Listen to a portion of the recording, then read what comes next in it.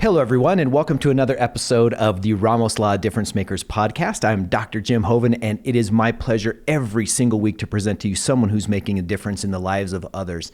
In this episode, I am super excited because I have on a dear friend of mine. Sometimes I have people that are running businesses, sometimes people that are doing all these cool things. Today, I have someone who's not only running a business and a good friend of mine, but taking care of one of the favorite things in my whole life, animals. I have Dr. Liz Filbert with me. Liz, thanks for joining the show today. Thank you so much for having me. Absolutely. It's crazy to be on something that's like making a difference, and you always hope that there's like a point in your life when you're recognized as like maybe someone that's making a difference. So I'm really happy to be here to chat about that a little bit. Well, you know, it is funny you say that because I don't want to jump into this too far ahead because you have made a difference in our lives. You have been our vet, and, you know, we live far from where the clinic is. And for us, because of how you do what you do, which is why this was so compelling for me to have you as a guest on the show, you make the experience of going to the dog-ter, as we call it, right? We make that amazing because our dogs are our family. We got 4 kids and we've got 2 beautiful dogs. We had 3, as you know, we went through that process together. Yes. And just the importance that pets play in people's lives is, I can't even describe how important it is. So you are truly making a difference both in the lives of the animals and the people that love them. Yeah, thank you. Thank you. Mm-hmm. So let's talk about you first. You've been a vet for how long? It's been 9.5 years now.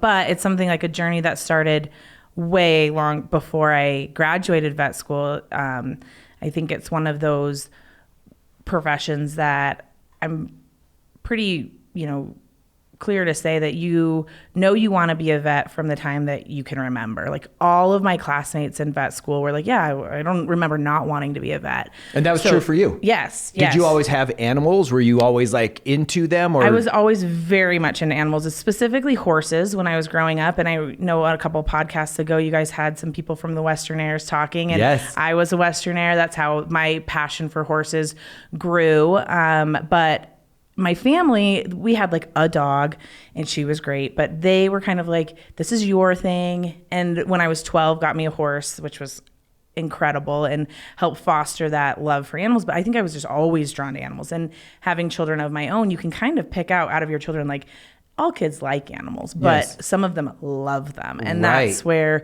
you can feel that. And it starts at a really young age. And that's pretty classic amongst the entire veterinary community. It's something that you're like, I've known forever that I wanted to be this. So, it's funny you mentioned that. When I was a kid, I thought maybe I wanted to be a vet because I loved animals. And I don't know if you were this person. I would catch snakes in a field and put them in a tank and then have them. We would catch little, they call them horny toads, little lizard kind of round silver dollar shaped things. And we would have those, and we would catch fish whenever we could. Like, it was always about animals. And I really enjoyed the process. And then I was like, well, maybe I want to do this on the ocean. And all these things went through, but you stuck to it. So mine went in a different direction where mine went towards humans on the Cairo side, but you stuck with the animals. It just you never strayed from that the whole time. Well, I mean, I think there was a point when I was like, do I want to be a marine biologist? Or like I went on a whale watch in New England and was like totally captivated by that. But then being in like a landlocked state, Colorado, not a lot of opportunity for that. And so I think it just helped push me in the direction more. But I've always known I wanted to work with animals. And I think that even I worked so hard, even all the way up to undergrad, just getting volunteer hours. And you hear, even at a young age, like you have to keep your grades up. You have to be a volunteer. You have to have a lot of animal experience. And so you're building this like resume your entire childhood. Like I don't remember not working towards that. And then getting it up to undergrad, and I was sitting in a pre-vet class, which I decided to major in animal sciences, which is more like ranch life and stuff, which I know very little about other than horses. I think, in fact, I was a vegetarian at the time, one of the only vegetarians in the animal sciences. So, but I was sitting in a pre-vet class, and it was like intro to pre-vet, and they actually came in. It was like the first time that I had heard, like, look to your left, look to your right, none of you are going to be vets. And it was like, it's impossible. Start thinking about plan B, because literally nobody in this class is going to make it. And I think my whole life, my parents were like, if you want to do it, you can do it. Like, just keep working. They never once. And that was the first time I was like, are you serious? Like, I knew it was hard, But I didn't think it was something that if you didn't work hard, you couldn't achieve. And so in my mind, I was like, screw that. Like, I can do this. Yes. And just worked harder, got more involved, dug in deeper. And when I actually got accepted to vet school, took my acceptance letter to that teacher and was like, read this. Like, what did the teacher say? Okay, that's like, impressive. She was like, well, you know, it's just an analogy. It's just to get you thinking. And I was like, yeah, I got it. Yeah, but, I gotcha. And I vowed at that point that I was going to say, you know, when I meet younger versions of me, that I would foster that. Like, I would encourage them and I would push them towards this profession more because it was such a good fit for me. And what I found is that is definitely true. I still really try to be a good mentor, and we have people just even in the clinic where I work that I've mentored and that I get great satisfaction out of doing. But it's crazy how things have kind of changed in our profession a little bit. And there are times when I take a step back and I'm like, am I pushing this person in the right direction? Are they strong enough? Not that I feel like I'm the strong person, but are they strong enough to handle the pressures of being a vet today? Because this has changed incredibly in the past, 10 years since I got out of vet school. The whole atmosphere has changed so much. And just like the mental health of veterinarians these days and what it takes to be a good vet is totally different than when I got out of vet school, even just in 10 years. And so taking a second to think, do I know this person well enough? Are they mentally strong enough? I know they want it, but am I, pushing them into a career that they're going to get the same satisfaction that I get, that they can handle the same pressures that I handle, and that I'm not pushing them into something that's going to ruin their marriage in the future or prevent them from having kids or worse, commit suicide, which is a huge thing in vet medicine now. Yeah. And so it's something that's like come kind of full circle. And, it's hard to see even friends that have worked their entire life or their young lives to be a vet. And you can be so smart and you can be essentially 100% qualified to go to vet school. And it's still one of those professions where you have to be accepted. Yes. And that acceptance rate is incredibly low. And so to see my friends and colleagues and people that I've met along the way, and they've struggled to even get into vet school, it just makes that question a little bit more like, how hard are we working towards this? And is it worth it for everyone? That brings up so many thoughts in my mind, Liz, because having gone to chiropractic school, when I was in college, I went to CSU, and I think that's where you did your training as well, right? Mm-hmm. And at CSU, I was in the pre-chiro program, and they were all pre-med programs. We all took the same stuff, and then we went to our respective schools. So I had one roommate who was going to the ER medicine program for humans, and then I had one roommate that was going to vet school, and he ended up getting into vet school at CSU. So it was the same kind of thing. Like, we were always having these conversations about this kind of stuff. And was it worth it? And back then we're all in our, early 20s, 19. I was 19 at that time and still working through trying to get into chiropractic school. And there is a certain amount of failure that comes along the way, right? I didn't succeed on every test. I didn't succeed in every lab. And I had to find a way to come back from that, especially I didn't have what you had to undergo where the acceptance rate is so low. It's so challenging to get in. My world was not as technically challenging, but I still had to get after it. How do you deal with, as now a practicing vet, and for those listening who are undergoing some sort of struggles or failure, how do you go about that, especially when the stakes are so high to get into vet school? Not to mention now you're dealing with the lives of these animals. Right. What do you do to prepare for that mentally toughness? Well, that's something that I actually struggle with. I think that a lot of us as vets, if you think about sort of the people that are targeted to become vets, they're like type A perfectionists, probably haven't failed at much in their life. Like, they've worked really hard and gotten rewarded for that. And then you put them into a profession, and they're empathetic, like they're incredibly big empaths. And so you put them into a profession which is literally designed to fail. No dog is going to live forever. No cat is going to live forever. And they will probably pass away or die sometime in your profession, like in the time at that clinic, or yes, unless it's a parrot. Yeah, unless it's a parrot or it's like some type of tortoise, and then maybe not. But I think, and so you have to get really good at being like, this isn't a failure. You didn't fail this pet. You actually helped them through this period, or help their owners through this period. And I think that when you can start focusing, I mean, we all go to vet school because we love animals and we want to help animals. But what you really need to understand is that you're helping people. Like, this is a profession of people, and the bonus is that we get to help animals and that I get to hang out with really cool animals all the time, but it's the people that you help. And, when you think about like those failures and things like that, it's not that you're failing. It's coming to the realization that I didn't give that pet cancer. I didn't tear that dog's cruciate, like, not personally. I'm here to help fix that, or to help an owner navigate what is the next steps, and be that sounding board, that conversation person that can guide them with empathy and understand, like, okay, surgery isn't for every dog, or, an ultrasound isn't for every cat. And some owners want to do that and some owners don't. And so there's a lot of listening and responding and saying, like, hey, it's my job to advocate for your pet and my job to give you all this information and then help you make this decision.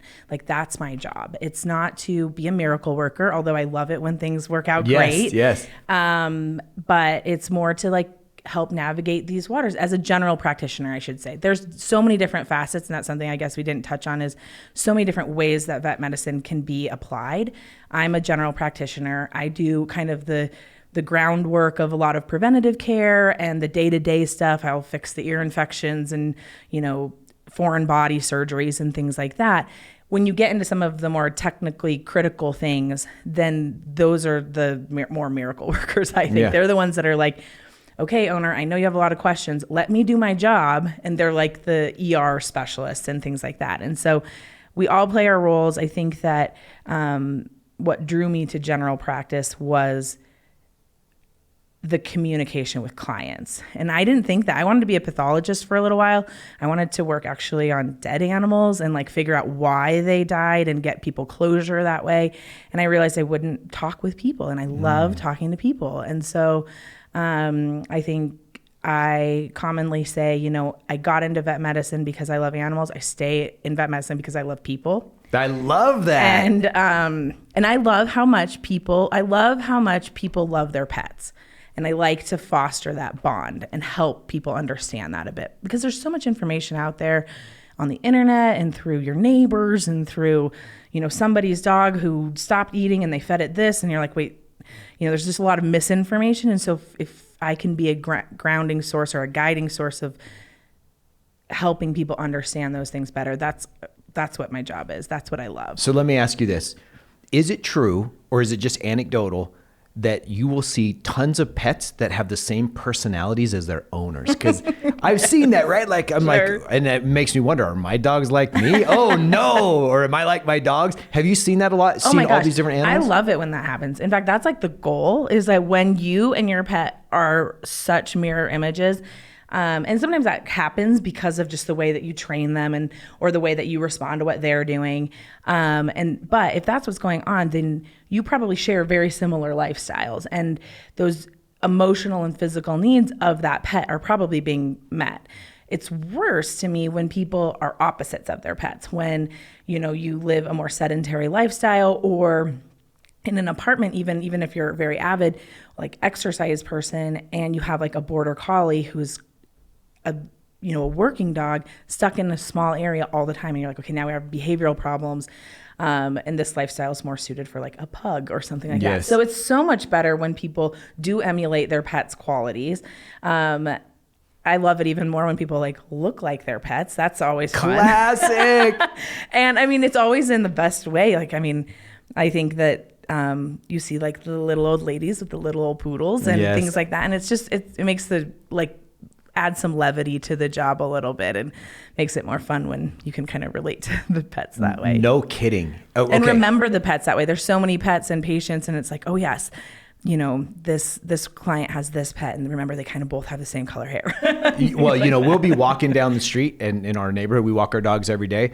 And there are some people that we didn't know for the longest time, but we knew the name of their dog. So we're like, oh, that's Bear's parents. Yes. Right? And so I don't know if that happens when you're in the clinic. Like, you get to know the identity of the family through the pet, and you're like, for in our case, Sasha or Toshi, that's who you Yep. see of our dogs, or Rudy. Oh, those are Sasha's parents. Yep. That kind of thing. Does that happen a lot? Oh my gosh, yes, of course. And I think it's worse for me when I'm like at the grocery store, because I practice in the town that I grew up in and have lived in, you know, before undergrad and vet school, and then after. And so I know a lot of the town, and I'll walk through the grocery store and somebody will be like, Dr. Filbert. And I'm like, oh my gosh, that is, you know, Fluffy McGuire. That's Ann McGuire. Okay. Hi, Ann. Like, it's like you remember the pet's name first, and then you have to like piece it all together. And it's not because I don't love the people. It's just, you know, I deal with the, you know, the names of the pets more, and looking at that file more, and thinking about that blood work on that dog more, and things like that. So when you're dealing with a pet, it's interesting to me because as a, you know, when I had lots and lots of patients, the great thing that I could always count on was their feedback to tell me how the work we were doing was working with them.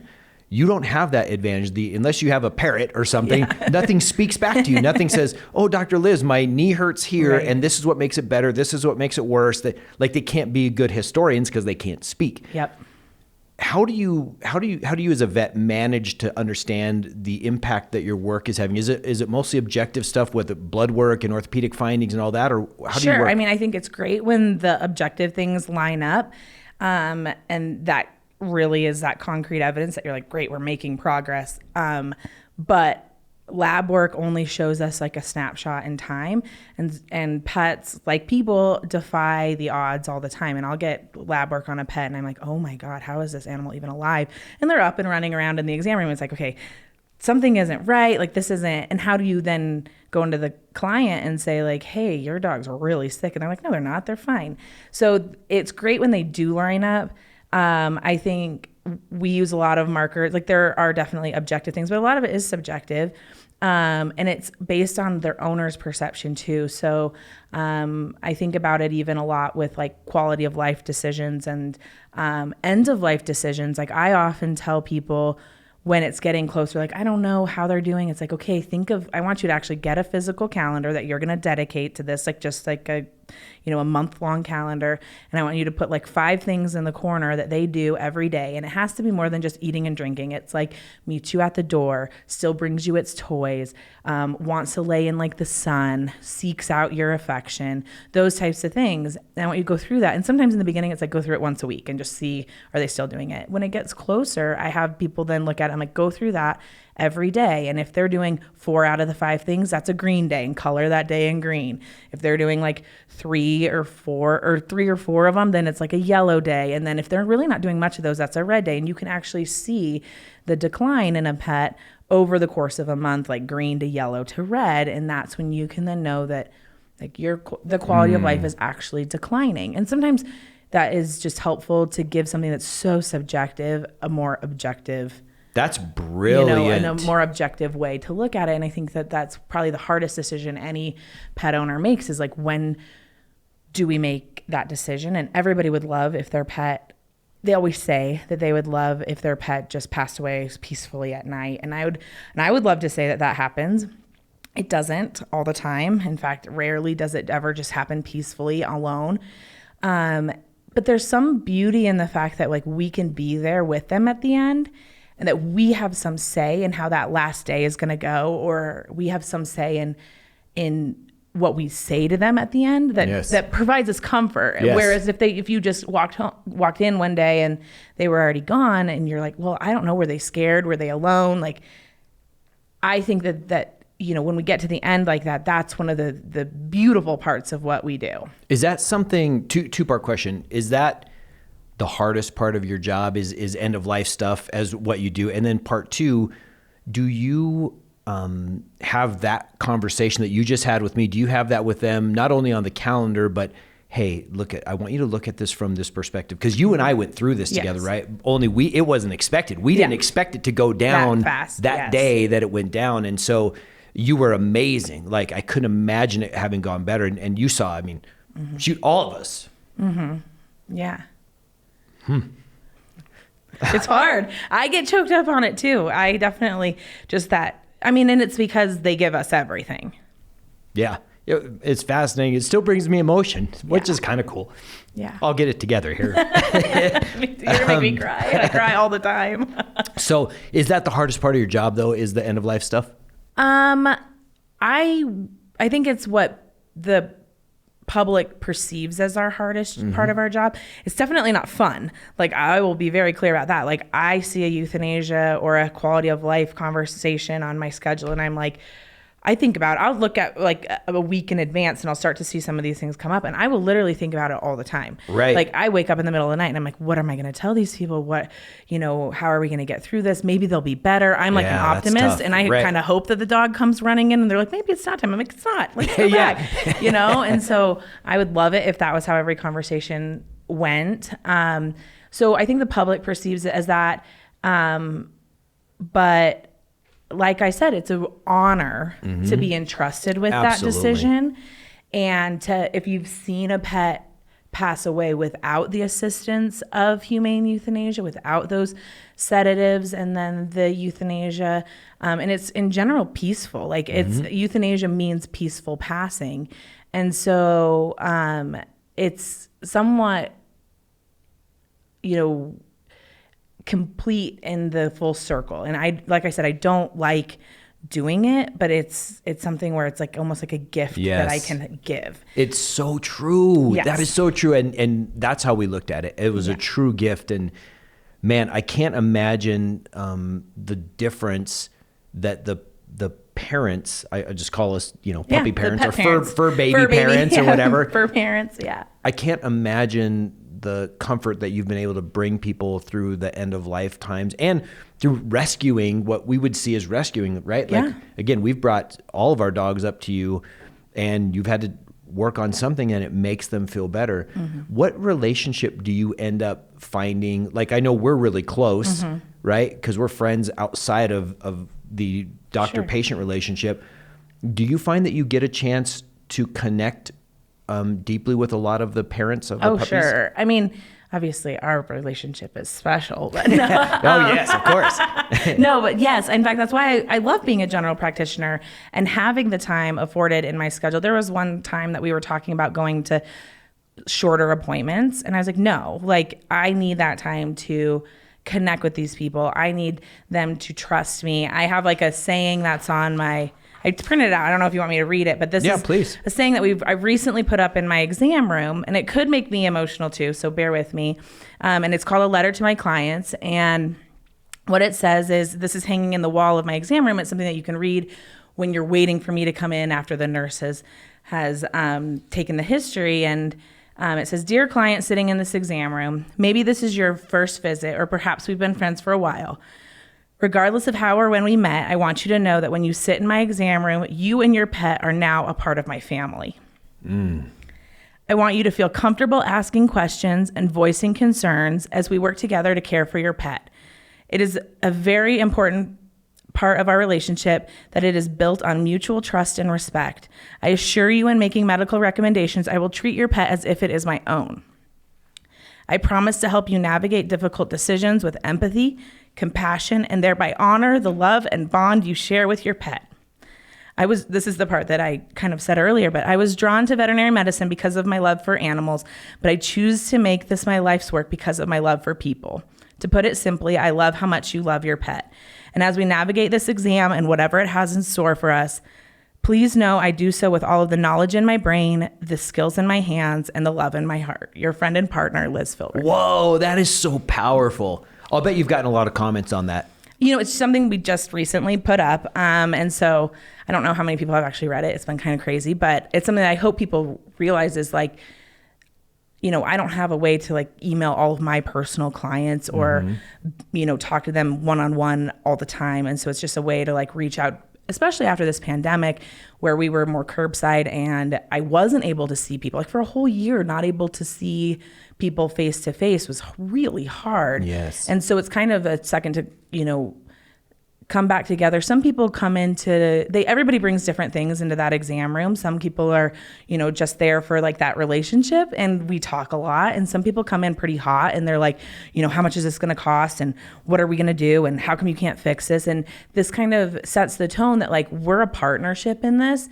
and I am here because I want to help you. And like, you know, I think after this pandemic, everybody's been a little bit shorter in compassion and empathy for each other. And I was just even at breakfast this morning, and on their sign, they said, "The world is short-staffed. Please be kind to those of us that showed up." Whoa. And so I was like, that's pretty cool. Yeah. And that fits in so many service industries, which I consider vet medicine to be part of. And so, you know, I think if you're bringing whatever you're bringing into that exam room, I hope that this already sets that tone of like, we're going to build a relationship. That's our goal. Like, yes. I want us to connect however we can, and we're going to build on this together. That's beautiful.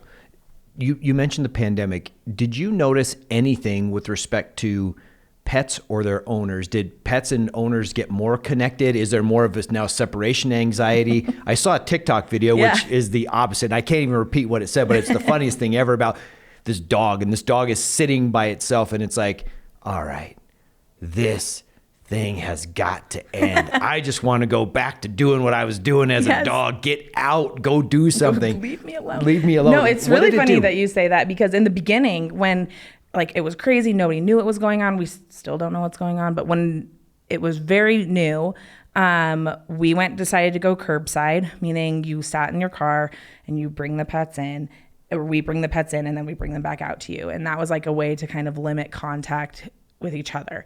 And we got so many calls in the beginning that were like, something's wrong with my dog.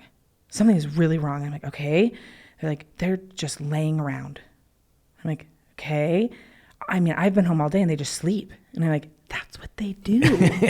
When you were at work, that's what they were doing. And now we see the opposite. Now it's like, I'm going back to work and they won't leave me alone. And these poor pets are like, we don't know what to do. Yes. Like, you interrupted our private space for the better. I think pets in general were like, if in the pandemic, if somebody had to win, it's the pets. Yep. Because they loved having everybody at home. But now we are seeing the opposite, which is, you know, as people are starting to get back into the workforce and going back in, the dogs are like, wait a second, like, you're part of my family and you're leaving me here. And so we're seeing a lot more like separation anxiety and having a lot more conversations about meeting those emotional and physical needs of your pet. So if you're home all day and you're walking around, your pet's following you, they're getting energy out and they're having something to think about. And if all of a sudden you're gone, there's no outlet for that energy except for bad things. So they're going to destroy things. They're going to hurt them. They're going to lick themselves or, you know, chew on the bars of their kennel or whatever. And so making sure that you're making up for that time with like exercise and emotional enrichment and, you know, training time and stuff like that is super important.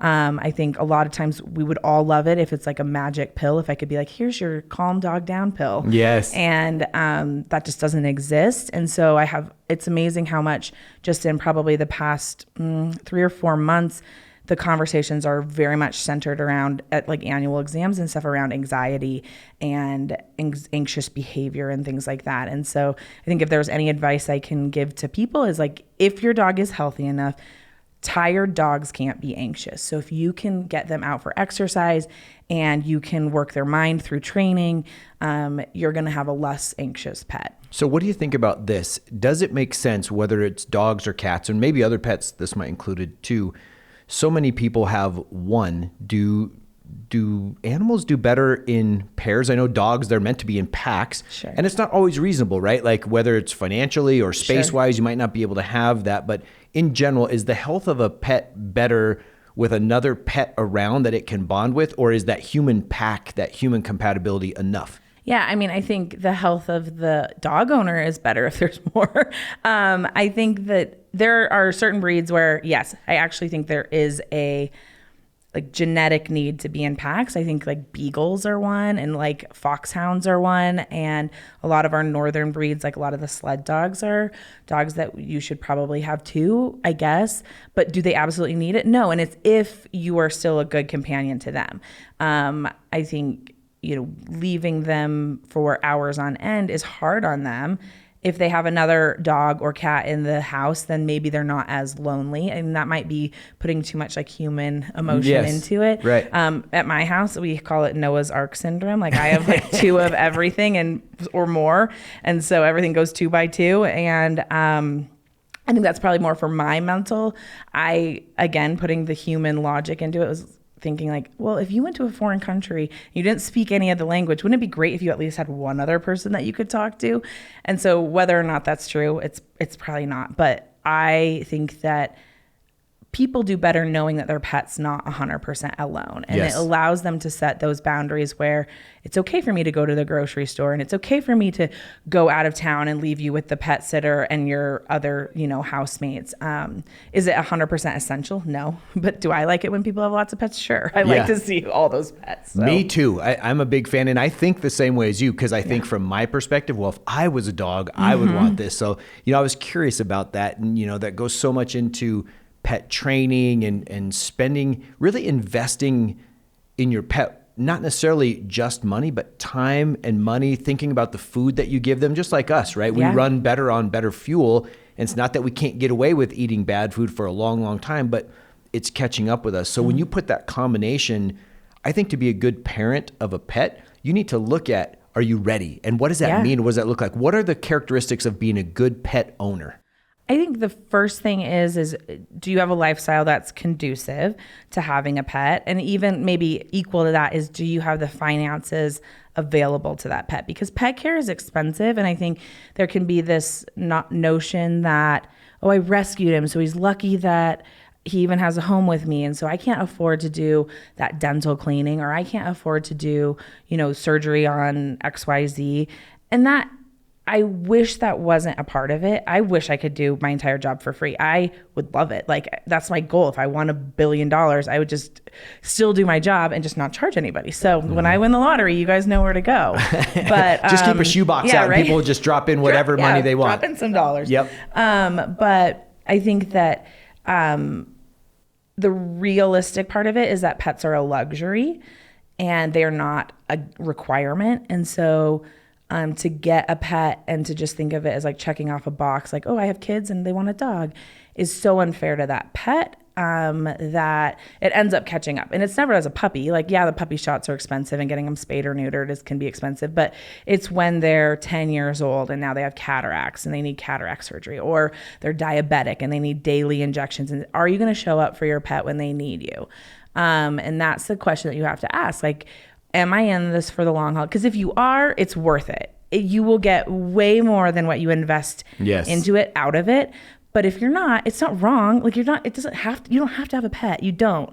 And so looking at it from that perspective, being prepared for that, I think is something that we fortunately are getting better at. I think that a lot of people are starting to realize the cost of vet care, and that a lot of the same medications that we use and a lot of the same, medical instruments that they come from human medicine. So, while so many pets don't have pet insurance, and that's like a subject for a whole nother day, the cost is still there. And so for me to prescribe you, certain painkillers for your dog, it could be the same ones that, are coming out of a human pharmacy as well. And so that cost would be similar, but people they don't realize that. Right. And so I think that's a huge part about, like, when you're ready is when you are financially ready. I love seeing young couples that don't have kids yet get a pet, because I really do think that on the flip side of that, what do pets prepare you for? It's having children. Yes. Like, deciding to put more of your own energy into something that's beside yourself, and to have to think about something else beside yourself prepares you for having children in, more ways than one. But so that's something that they definitely give to us. I think that they, the thing that often gets slid over though is that price of care in general. Like, don't get a Great Dane if you don't want to spend money on dog food. Yeah. And don't get, a dog that barks a lot, like a beagle, if you live in an apartment. Like, these are other things that you can consider. And so often everybody in Colorado is great about this. They all want to rescue dogs. And I love that. Like, we place more dogs here than any other state. Dogs come in from out of state. They ship them in to be placed here, because a dog will stay in the shelter for days as opposed to months other places, which I love that about Colorado. I find that oftentimes people, though, don't quite know what they're getting into when they get a rescue dog. And rescuing dogs isn't for everyone. And this is where I think I might be speaking out on a limb from some of my other professionals.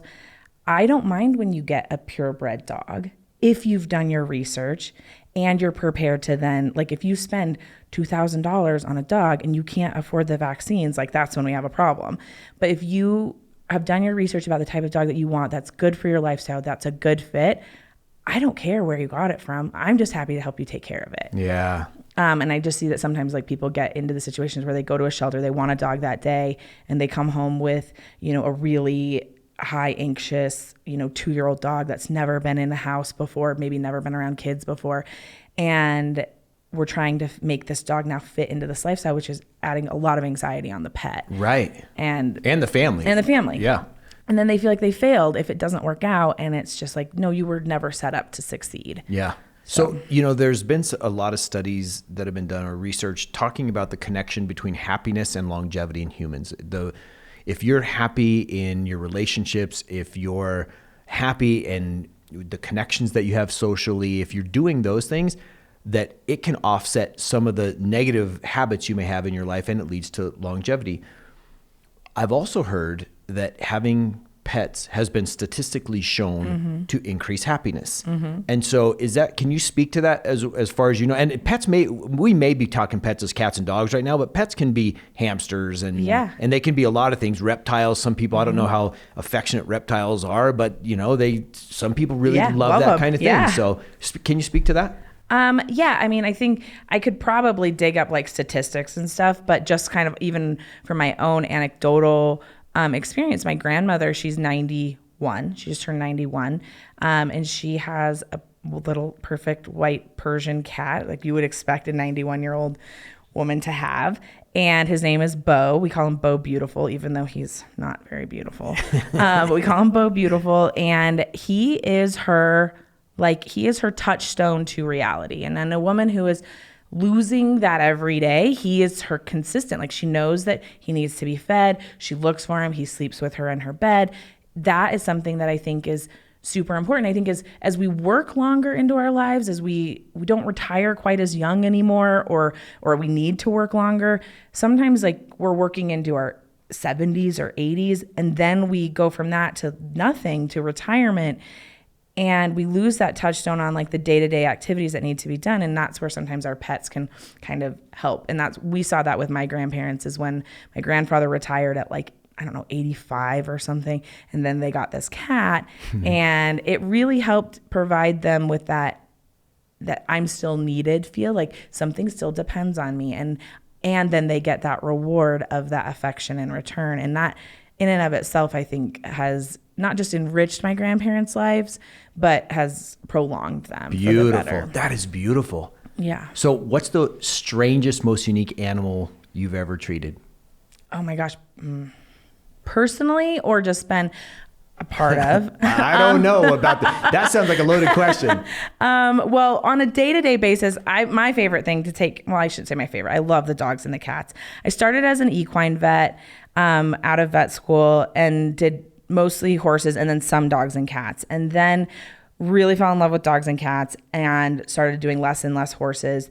Not because I don't love them, just like different pulls in different directions for that, and found a lot of fulfillment there, and sort of picked up that kind of unique quality where I see a lot of micro pigs, like mini pigs. And they're not like mini, like they don't stay 10 pounds forever, but a lot of my micro pigs are like 50 pounds and under. Some are a little over that. And I have like this little niche of clientele that bring these pigs in, and my techs are all well versed in how to like hold a pig, and we trim their hooves and we trim their tusks and we give them vaccines, and we talk a lot about environmental enrichment and how these are different than dogs and things like that. And I really, really enjoy those conversations. So that's something on a day-to-day basis that I uniquely work on that's different than my colleagues. We have another vet at our hospital that sees a lot of exotic pets. So she sees the snakes and the lizards. She used to do a lot of birds and chickens. She's kind of gotten farther away from that, but she does like all of the small mammals, so rats and things like that. In vet school, we got the chance to work on I think a root canal on a tiger. And Wow. I think one of my favorite, this isn't like that exotic, but it was really cool for me, was to work on some of the bucking stock. So like the bucking horses that are not trained, like they aren't like halter broke and trying to get them in for an MRI of a leg, and just like the whole team mentality on how you have to think about sedating a horse that could easily kill you, and wants to kill you, and getting them from, the pen into the hospital under anesthesia for an MRI of a leg, and just the teamwork that goes into that, and just thinking about everything. In undergrad, I was fortunate to work on chimpanzees up in Oregon at a chimpanzee sanctuary, and I got to like help with some of that vet care, and that was, super rewarding, and didn't realize how terrifyingly dangerous it was in the time. And now I'm glad I survived. But, you come across these opportunities as a vet, and people hear you're a vet and they're like, oh, like come look at this and come look at that. And so, yeah, I get the chance to look at some crazy things sometimes. So what about the different types of physiology or anatomy? And, everything that you're dealing with probably has a heart and probably has lungs and has a nervous system, but a snake from a bird, from a dog to a cat, is there a lot of variation? And that's what I think is amazing about vets, is you have to know if you're going to specialize, you're going to find your niche, but you have to have a basic knowledge of a lot of different animal types. What's that like? It's intimidating, I think, in the beginning. And I think it's something that, if you ask vets, they'll definitely brag on the fact that like we know all of the same things that a doctor knows, but in multiple species, like a MD. And so it's definitely bragging rights. But in vet school, like we had all of the up until we had to decide if we were going to do small animal or large animal, we learned everything. And that was like for the first 2 years of vet school. So I guess to kind of be clear, you do 4 years of undergrad and then 4 years of vet school. And then some people even go on longer in their training to like specialize in certain areas beyond that. And so we're talking about vet school here. And the first 2 years is pretty much the same. You learn normals and then abnormals for all of these different species. And then you kind of decide from there if you want to still learn about all of them. And so I decided to track the mixed animal, where small animals and large animals, which included some exotics, or if you want to specialize in one or the other. And so the crazy part is when you go at the end of the 4 years and you go to you take your test, it's called the NAVLE, you are tested on everything. So just because you want to work on dogs and cats and you've always grown up, you are still learning about pigs, and you're tested about pigs and chicken medicine and sheep, and goats and all of that. And so you're still tested on that. And I remember getting out of somehow I thought I was going to make it through vet school learning about dogs and horses. So I was like, I want to be a horse and dog vet, like the dog and pony show, literally. Yeah, right. And I went through my test and I got out of there and I'm like, that entire test was cats and cows. I swear to God. And I was like, maybe that's just because I didn't feel strong in those areas. And then this girl who's practicing feline medicine only, so only cats, she goes, that was the best test ever. It was all cats.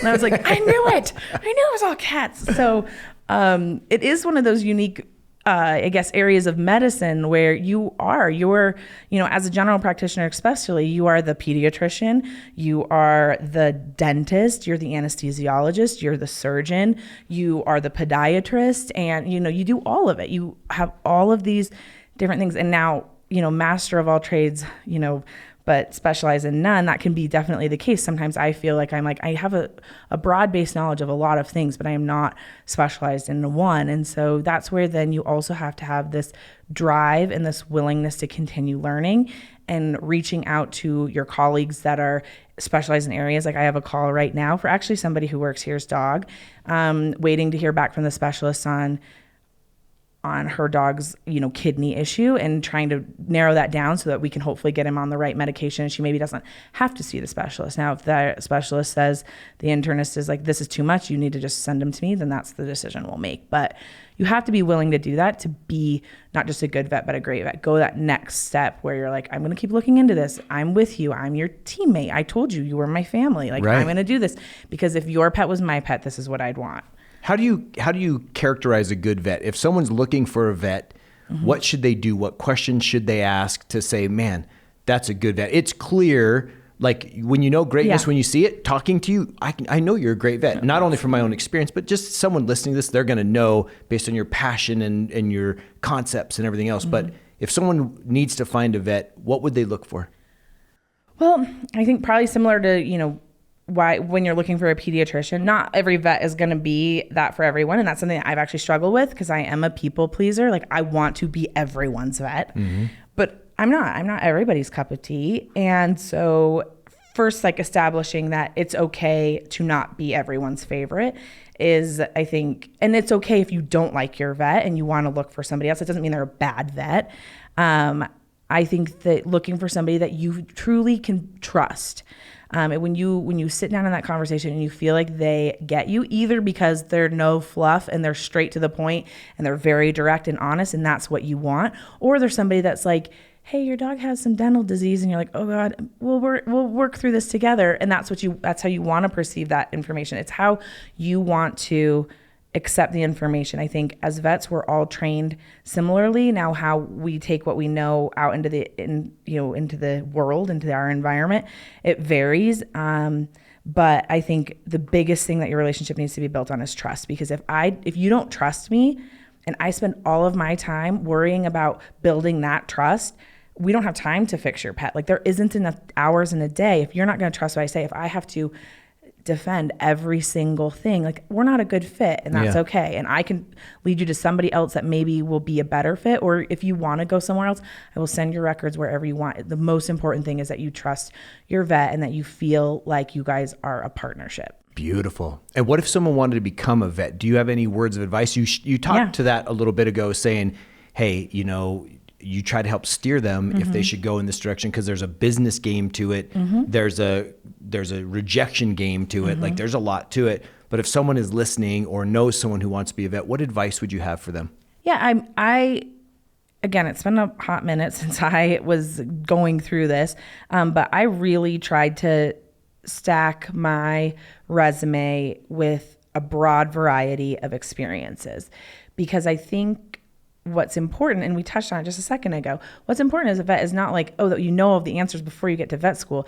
It's, are you adaptable? Are you going to be okay when the snake walks into the room or slithers in, versus when you have like a bucking bull, a 2,000-pound bucking bull? Like, are you going to be adaptable, or is that going to be too much? And that doesn't necessarily make or break a vet, but I think if you can show, like, I've worked on in all these different situations, and you can show how that would make you a relatable person, that's going to go really far. I think when they're applying to vet school, so that happens even before you're making your application. That happens in high school and builds in undergrad. And so it involves a lot of stuff like giving up weekends to go do volunteer work, or, just that dedication. It's so much more than just having good grades. Good grades are like the standard. You have to have good grades. Everybody has to. Yep. It's almost impossible to even get your application looked at if you don't have the grades. But beyond that, there are a lot of people that have a 4.0 that still didn't get into vet school. And so making that application really diverse, and also being able to articulate how different experiences, how working in a nursing home taught you compassion that you can use when you're working in a vet clinic. Like, you don't have to have all vet experience. It's great if you do, but how you can take the things that you learn in life and put that towards vet medicine, because this is a career that is not just a job, it is a lifestyle. Like, this is something that you take home with you. There's no way not to. You'll wake up at 3 a.m. thinking about these pets. Like, it is your lifestyle. And so being able to learn from your surroundings and extrapolate from all of the experiences is something that they look for, I think, and makes you a well-rounded vet. And so, I think that that's super important, as like the additional, in addition to being, smart and getting good grades. Because you don't have to be a genius to be a vet. Like, I'm not a genius. You just have to want to work hard to find the answers. And you have to be able to show that that's the type of personality that you are. Beautiful. So I have one more question for you. Sure. And I ask this to all my guests. Oh boy. If you had one piece of advice that has meant the most to you, or something you've learned along the way that you would consider a key piece of advice just in life for anybody listening, what would that be?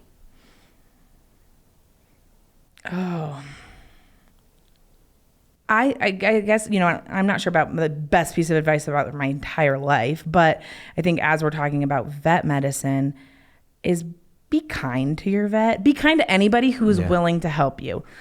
And that goes anywhere, but anybody who's willing to take the time to help you, from your chiropractor that's working on you in the park, like Dr. Hoven did for me in a park randomly, is helping my neck to relieve a headache, to the vet who is calling you at 8:00 at night when they'd much rather be with their family, but they know that you can't go another day without those blood work results. Like, just be kind to them, because I think this job there's so many times that I get thanks, and it's not a thankless job, but I think that people often take for granted how much vets give of themselves into this profession. And if you have a vet that you love, like, reach out to them and tell them that you love them. Oh, I love that. I love you. Oh, how about that? I'm telling my vet, I love you. So if people wanted to reach out to you, Liz, and learn more about your clinic, and by the way, tell us give the name of your clinic, and then if people want to reach out, how would they connect with you? Yeah. I work at The Animal Doctor, and it's in Broomfield. And our phone number is 303-466-8888. And we have 4 very, very qualified vets. Oh, that's another good piece of advice, just to throw back on that. Yeah, just to go back that. If your vet or if your pet is not sick, plan on scheduling out a couple weeks for their wellness visit. Right now in vet medicine, it's very, very packed. Everybody got pets. There's not enough vets. And so keep that in mind. And if your pet is sick, get on it quickly, because you might be still out a couple days, and don't wait till the end to make those appointments. So if you need any help with anything, give me a call. I'm more than happy to chat about it. And like I said, we have some other great vets there that are all excellent as well. Sounds good. Well, thank you, Liz. This has been a wonderful treat for me, talking to you and talking about animals and pets, and just a great time. Thanks for spending it with me. Sure. My pleasure.